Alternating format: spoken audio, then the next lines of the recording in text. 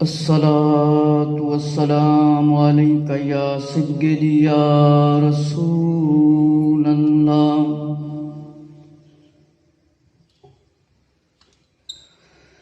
وعلى آلك وأصحابك يا سيدي يا نور الله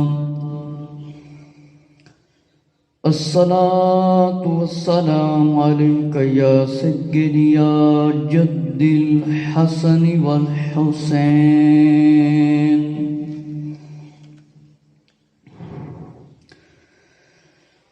الصلاة والسلام عليك يا سيدي يا خاتم النبيين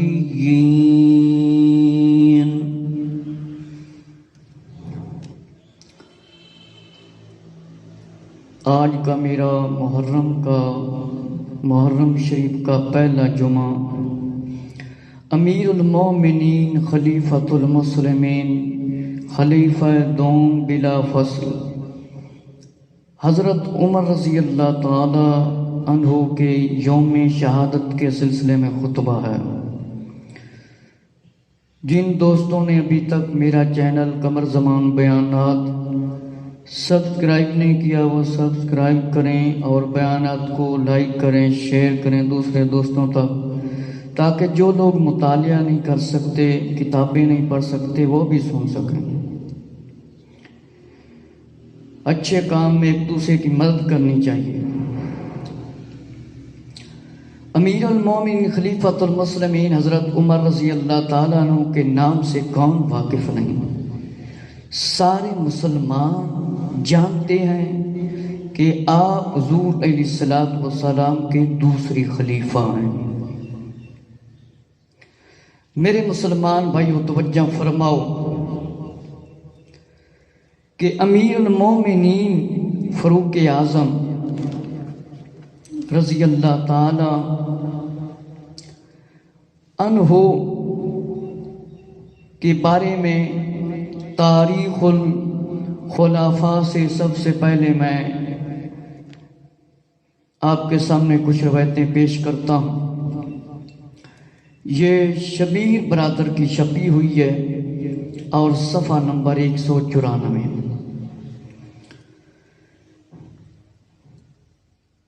حضرت سعید بن مسیب رضی اللہ تعالیٰ عنہ نے فرمایا، جب حضرت عمر رضی اللہ تعالیٰ عنہ مینا سے جدا ہوئے تو آپ نے ابطحہ میں اونٹ کو بٹھایا، پھر آپ لیٹ گئے اور اپنے دونوں ہاتھوں کو آسمان کی طرف اٹھایا، آسمان کی طرف اٹھایا اور فرمایا، اے اللہ، اب میری عمر بڑی ہو گئی ہے اور میرا قوی ضعیف ہو گئے ہیں اور میری رغبت منتشر ہو گئی ہے، اسی لیے ضائع ہونے اور عقل میں فتور آنے سے پہلے مجھے اپنی طرف اٹھا لے۔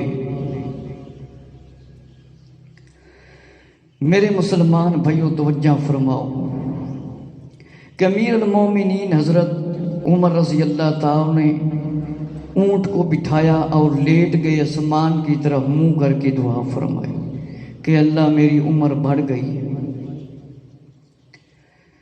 اگلی روایت میں یہ ہے کہ کعبی احبار رضی اللہ تعالی عنہ سے ہے، ابو صالح سمان سے مروی ہے، حضرت عمر رضی اللہ تعالی عنہ سے کہا، حضرت کعب احبار رضی اللہ نے، مجھے تو ریت سے ایسا معلوم ہوتا ہے آپ شہید ہوں گے، آپ شہید ہوں گے۔ آپ نے فرمایا، میں جزیرہ عرب میں رہ کر کس طرح شہادت کی نعمت عظمیٰ حاصل کر سکتا ہوں۔ میرے مسلمان بھائیوں، اسلم کہتے ہیں ایک مرتبہ حضرت عمر رضی اللہ عنہ نے دعا فرمائی، یا اللہ، اے اللہ مجھے اپنی راہ میں شہادت عطا فرما، مجھے اپنی راہ میں شہادت عطا فرما، اور اپنے نبی صلی اللہ علیہ وآلہ وسلم کے شہر میں مجھے موت نصیب فرما۔ امیر المومنین حضرت عمر رضی اللہ تعالیٰ عنہ معدان بن ابو طلحہ سے روایت ہے، ایک مرتبہ حضرت عمر رضی اللہ عنہ نے خطبہ بیان فرمایا میں نے خواب میں دیکھا ہے کہ ایک مرغ نے مجھے 2 ٹھونگے ماری اور اس کی تعبیر میں نے یہ نکالی ہے کہ میری موت کا وقت قریب آ گیا ہے۔ لوگ مجھے کہتے ہیں کہ خلیفہ بناؤ، لیکن اللہ تعالیٰ اپنے دین اور خلافت کو ضائع نہیں کرے گا۔ اگر مجھے موت نے کچھ مہلت دی بھی تو خلافت ان 6 شخصوں کے مشورہ سے ہوگی۔ میرے مسلمان بھائیوں توجہ فرماؤ، اس کی انشاءاللہ تفسیر آئے گی آگے، جب آپ کی شہادت کے بعد کس کو خلیفہ منتخب کیا گیا۔ میرے مسلمان بھائیوں توجہ فرماؤ کہ نواسہ سید الابرار کتاب بڑی مشہور کتاب ہے، اہل سنت و جماعت کی بہت ہی مشہور کتاب ہے۔ اس کے صفحہ نمبر 280 پر لکھا ہے کہ حضرت عمر رضی اللہ تعالیٰ نے فرمایا، اے لوگوں سنو، میں نے خواب میں دیکھا ہے کہ 2 لال مرغوں نے مجھے ٹھونگے ماری، اور اس خواب کی تعبیر یہ ہے کہ میری موت کا وقت بالکل نزدیک ہے موت کا، کہ ثابت ہوا کہ یہ خواب الہامی کشف تھا جس کو آپ نے حاضرین کے سامنے پیش کیا۔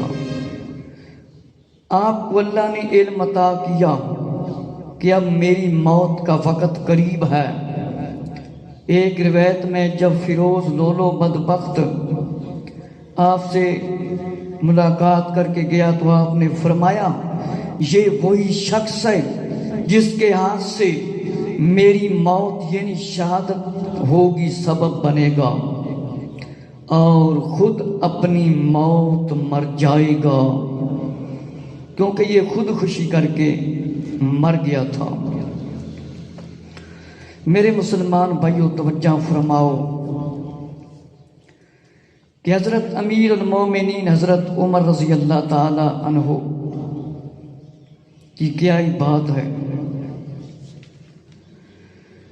کہ زوری کا بیان ہے۔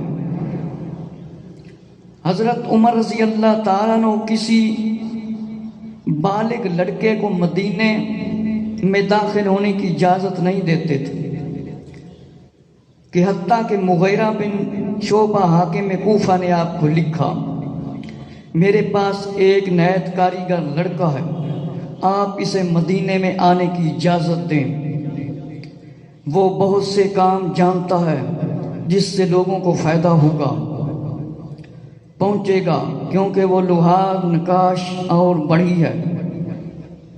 اس پر آپ نے اسے مدینے کی طرف روانہ کرنے کی اجازت دی۔ مغیرہ نے اس پر 100 درہم ماہوار مہینہ ٹیکس لگایا ہوا تھا۔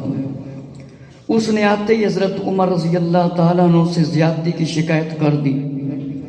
حضرت عمر رضی اللہ تعالیٰ عنہ نے فرمایا، تمہارا ٹیکس زیادہ تو نہیں ہے، تمہارا ٹیکس زیادہ تو نہیں ہے۔ وہ یہ جواب سن کر غصے میں بفرا ہوا چلا گیا۔ کچھ دن کے بعد اسے حضرت عمر رضی اللہ عنہ نے بلایا اور فرمایا، تھوڑے دنوں کی بات ہے، میں نے سنا تھا تم کہتے تھے میں ایسی چکی بنا سکتا ہوں،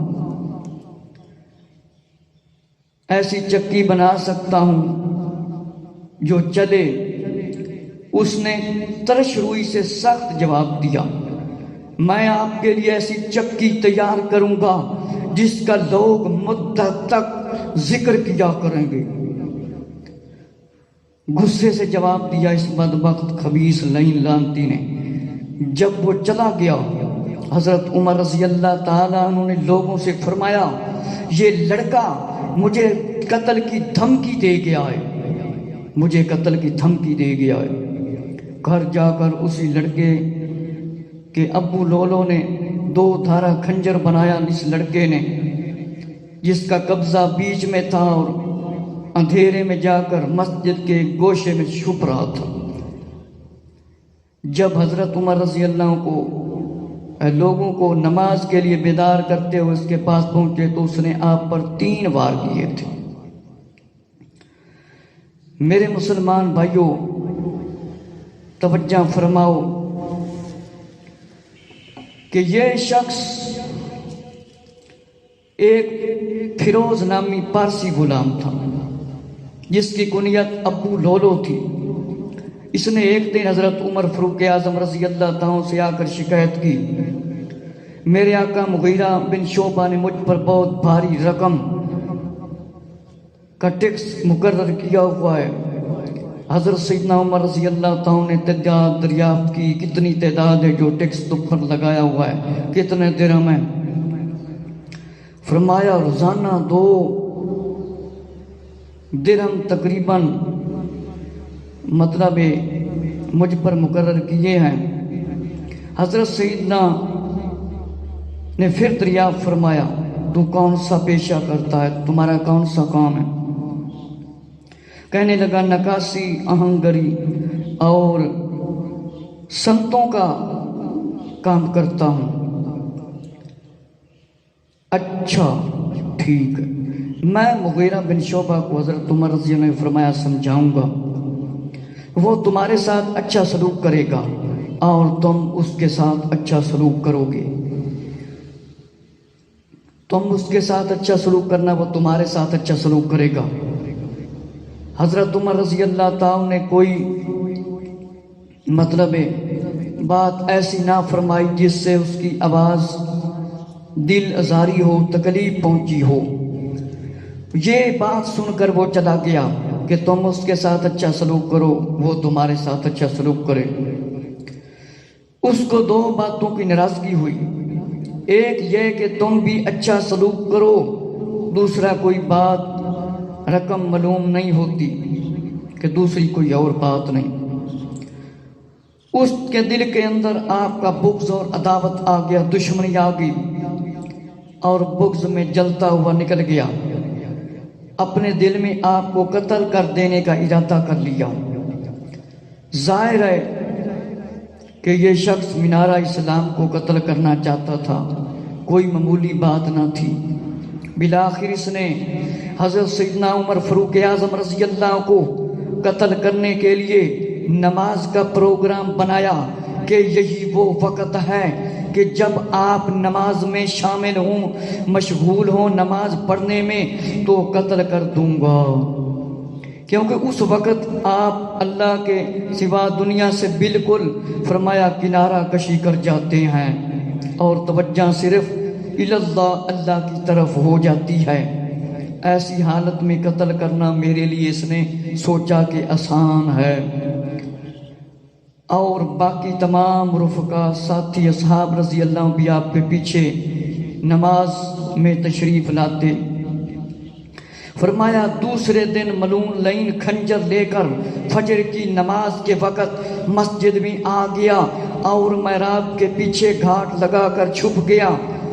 جب صفیں درست ہو گئیں اور نماز فجر کی جماعت تیار تھی تو جیسے آپ کی عادت تھی عمر رضی اللہ عنہ کی، آپ اپنے حسب عادت کے مطابق تشریف لائے۔ حضرت امیر المومنین عمر رضی اللہ تعالیٰ تشریف لے آئے اور امامت کے لیے آگے بڑھے۔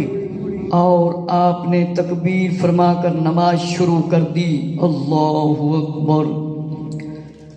گویا اللہ کے پیارے اس کے حضور دل و جان اور نئے توجہ سے کھڑے ہو گئے اور اس کے ساتھ لو لگا لی کہ توجہ کر کے اللہ تعالیٰ کی بارگاہ میں کھڑے ہو گئے، تکبیر پڑھی، نماز شروع کر دی، قرآن کی تلاوت فرمائی۔ اور ملعون فیروز نامی شخص نے یہی موقع دیکھا اور چھپا تھا جس جگہ سے باہر نکل آیا اور تیز خنجر زہر آلودہ سے 6 وار کیے اور 2 آپ کے کندھے پر مارے، اور آفتاب اسلام کے جسم انور سے خون کے فوارے چھوٹنے لگے، زخموں سے آپ چور ہو گئے ہیں۔ ایسی حالت بے قراری میں پھر توجہ اللہ کا یہ عالم تھا کہ پھر بھی آپ کی توجہ اللہ کی طرف تھی۔ آج تو ہم اذان سن کر نماز نہیں پڑھتے، آپ پر خنجر کا وار کیا گیا ہے، لیکن پھر بھی توجہ آپ کی رب کائنات کی طرف ہے۔ خون بہہ رہا ہے، زخموں سے چور ہے خلیفہ دوم، اور ایسی حالت میں بھی یہ آپ کا عالم تھا، یہ آپ کی کیفیت تھی کہ اصحاب میں سے حضرت عبد الرحمن بن عوف رضی اللہ تعالیٰ عنہ کا ہاتھ پکڑ کر اپنی جگہ کھڑا کر دیا اور خود زخموں کی تاب نہ لاتے ہوئے برداشت نہ رہی، زمین پر تشریف لے کر آئے۔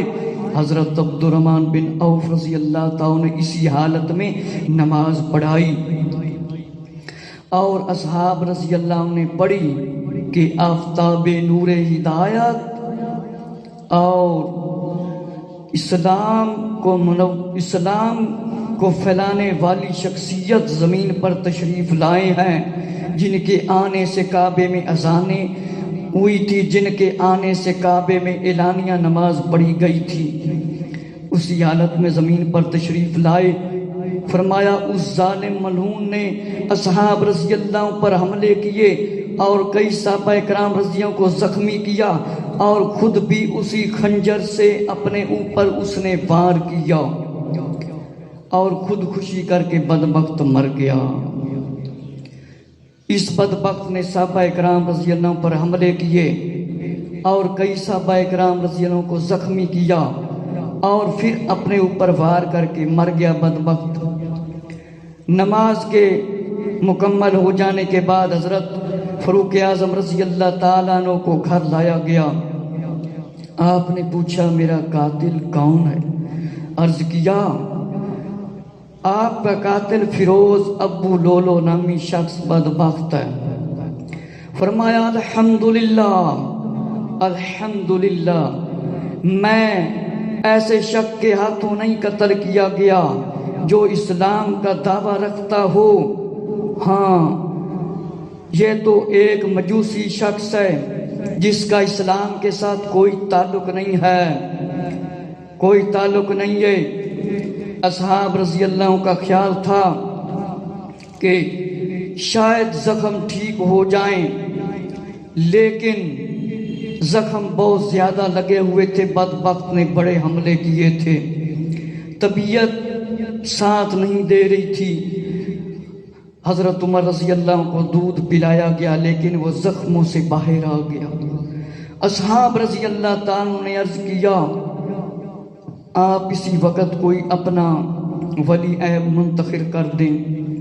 آپ نے فرمایا پہلے میرے بیٹے حضرت عبداللہ رضی اللہ عنہ کو بلاؤ۔ فرمایا آپ نے اپنے بیٹے عبداللہ رضی اللہ عنہ سے فرمایا بیٹا جلدی جاؤ، ام المومنین عائشہ رضی اللہ تعالیٰ سے اجازت طلب کرو کہ عمر رضی اللہ تعالیٰ آپ سے رسول اللہ صلی اللہ علیہ وسلم کے پہلو میں دفن ہونے کی اجازت چاہتے ہیں، رسول اللہ صلی اللہ علیہ وسلم کے ساتھ۔ حضرت عبداللہ ابن عمر رضی اللہ تعالیٰ عنہ امیر المومنین رضی اللہ تعالیٰ عنہ کے پاس حاضر ہوئے اور فرمایا اجازت مانگنے کے لیے، تو فرمایا سیدہ ام المومنین رضی اللہ عنہ کے پاس جاؤ اور اجازت طلب کرو کہ عبداللہ بن عمر رضی اللہ تعالیٰ سیدہ ام المومنین عائشہ رضی اللہ کے پاس حاضر ہوئے اور زاروں قطار رو رہے تھے.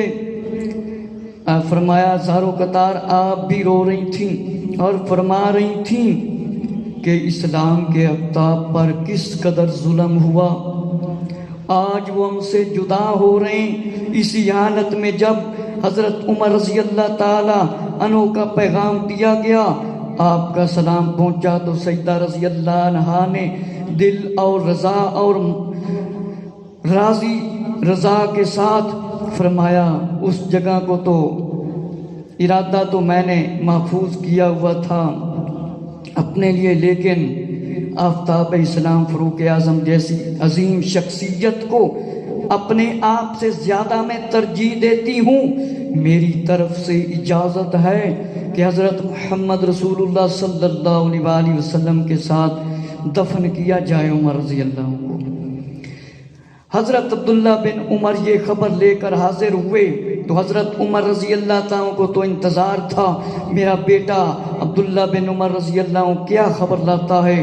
عرض کیا میرے والد محترم آپ کے دل کی آرزو تمنا پوری ہوئی ہے. سیدہ رضی اللہ نے اجازت دے دی ہے کہ آقا علیہ الصلوۃ والسلام کے پہلو میں آپ کو دفن کر دیا جائے. آپ نے فرمایا الحمدللہ. اس کے بعد اپنے صاحبزادے عبداللہ رضی اللہ سے فرمایا بتاؤ مجھ پر کتنا حساب ہے.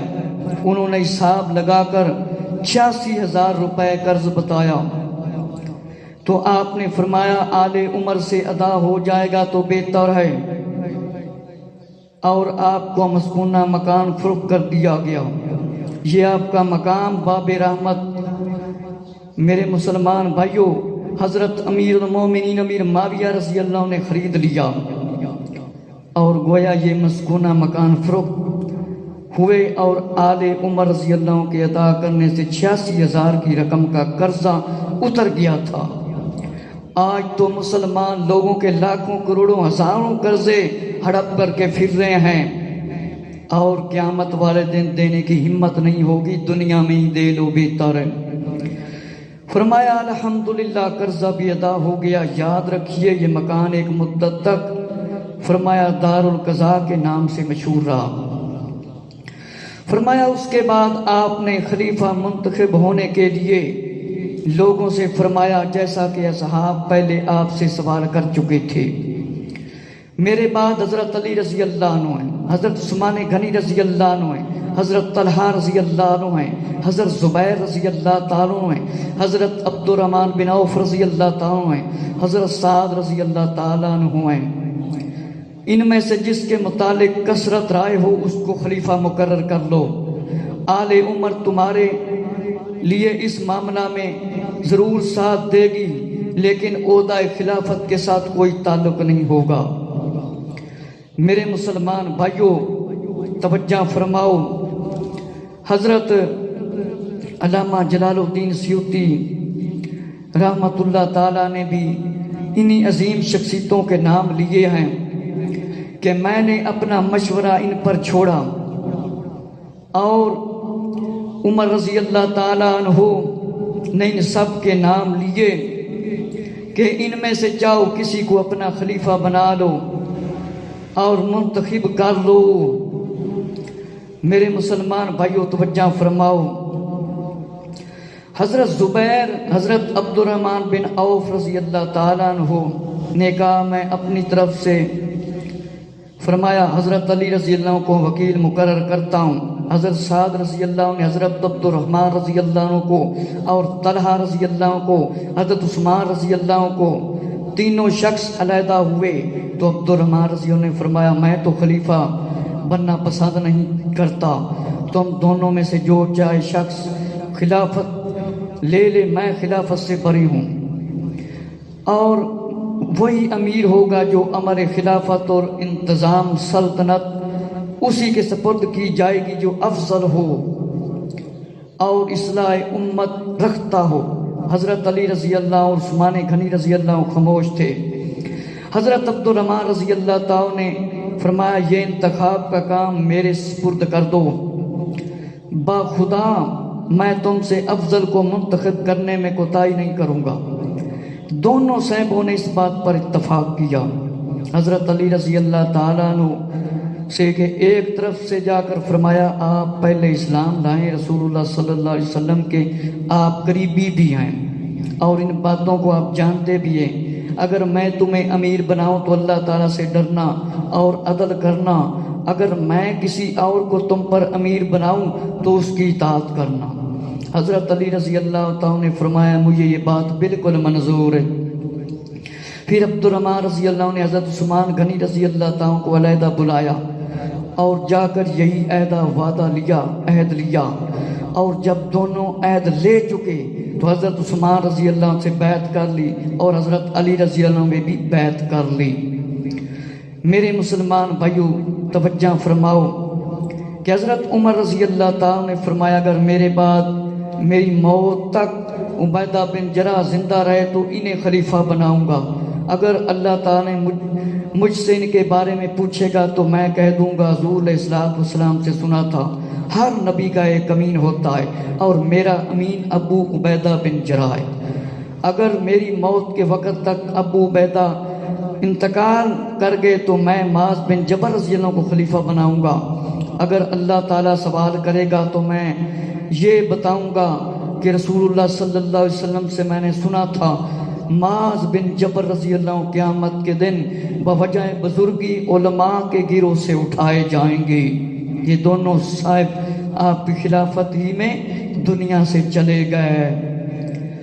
میرے مسلمان بھائیو توجہ فرماؤ کہ حضرت عمر رضی اللہ تعالیٰ عنہ تشریف لے گئے اور بقول تاریخ الخلفاء 199 صفحہ شبیر برادر کی چھپی ہوئی کہ حضرت عمر رضی اللہ تعالیٰ 26 ذی الحج بروز وہ 4 شنبہ کو آپ کو زخم آئے تھے اور اتوار محرم کی چاند دکھائی دینے کی رات آپ کو مطلب دفن کیا گیا۔ اس وقت آپ کی عمر 63 بتائی گئی ہے اور بعد کہتے ہیں کہ آپ کی عمر 66 برس تھی، بعد کہتے ہیں 61 برس تھی، بعض کچھ کہتے ہیں 60 برس تھی اور واقعی نے فرمایا کہ بعد 59 برس بیان کرتے ہیں اور بعد 54 برس بیان کرتے ہیں۔ اور صہیب رضی اللہ عنہ نے مسجد میں آپ کی نماز جنازہ پڑھائی۔ آپ حضرت عمر رضی اللہ عنہ کی انگوٹھی پر یہ تھا کفا بالموت کہ فرمایا نصیحت کے طور پر لکھا ہوا تھا۔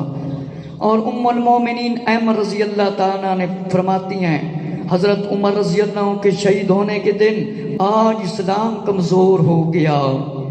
حضرت عبد الرحمن بن یشار سے روایت حضرت عمر رضی اللہ تعالیٰ کی شہادت پر حاضر ہوا تو دیکھا سورج کو گہن لگا ہوا ہے۔ میرے مسلمان بھائیوں یہ جو میں نے تاریخ آپ کو بتائی یہ تھی تاریخ الخلفاء سے۔